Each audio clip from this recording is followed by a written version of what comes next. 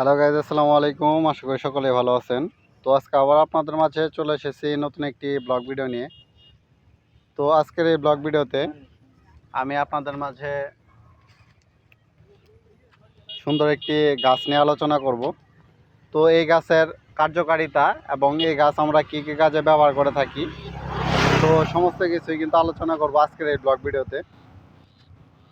তো এই জন্য কিন্তু অবশ্যই আপনাদেরকে সম্পূর্ণ ব্লগ ভিডিওটি দেখতে হবে। তো সম্পূর্ণ ব্লগ ভিডিওটি যদি দেখুন, আশা করি আপনাদের অনেক ভালো লাগবে এবং এতে কিন্তু আপনারা অনেক কিছু জানতে পারবেন এবং অনেক কিছু শিখতে পারবেন।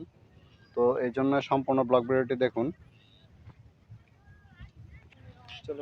তো বন্ধুরা, এই যে গাছটি দেখতে পাচ্ছেন, এটা কিন্তু হচ্ছে এই গাছের ফুলটিও কিন্তু অনেক সুন্দর একটি ফুল দেখতেই পাচ্ছেন। এবং এই গাছের এই যে দেখতে পাচ্ছেন, এই ফুলের পরে কিন্তু এই যে এরকম কিন্তু সুন্দর সুন্দর কিন্তু গুটি আসে, দেখতে পাচ্ছেন। এবং এই যে ফলটি দেখতে পাচ্ছেন, এই গাছটির ফলকে কিন্তু আমরা এই বিভিন্ন কাজে কিন্তু ব্যবহার করে থাকি এবং এই ফলটিতে আমরা কি কি করে থাকি, তো আজকের এই ব্লগ ভিডিওতে আমি আপনাদের মাঝে বিস্তারিত আলোচনা করব। তো এই জন্য অবশ্যই সম্পূর্ণ ব্লগ ভিডিওটি দেখতে হবে। তো সম্পূর্ণ যদি ব্লগ ভিডিওটি দেখেন, তো আশা করি আজকে এই গাছটি সম্পর্কে আপনারা অনেক কিছু জানতে পারবেন এবং কি বুঝতে পারবেন। এবং এই গাছগুলো কিন্তু আপনারা কিন্তু গ্রাম অঞ্চলে কিন্তু এই গাছগুলো কিন্তু বেশিরভাগ কিন্তু দেখা যায়, তো দেখতে পাচ্ছেন।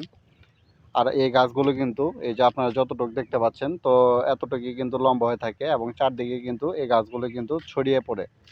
তো দেখতেই পাচ্ছেন, প্রত্যেকটা গাছেই কিন্তু এরকম কিন্তু ফুল আসবে, এই যে এরকম ফুল আসবে এবং ফুল আসার পরে কিছুদিন পরে কিন্তু এই যে এরকম কিন্তু ফল আসবে।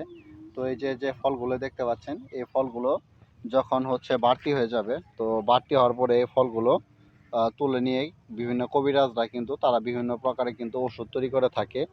তো এই ফল দিয়ে কী কী ওষুধ তৈরি করা হয়ে থাকে, তো এই সম্পর্কে বিস্তারিত আলোচনা করব পার্ট 2-এ। তো অবশ্যই পার্ট 2 দেখবেন, তাহলে আপনারা আরও অনেক কিছু জানতে পারবেন।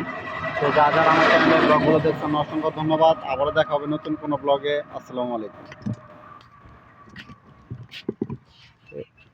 এই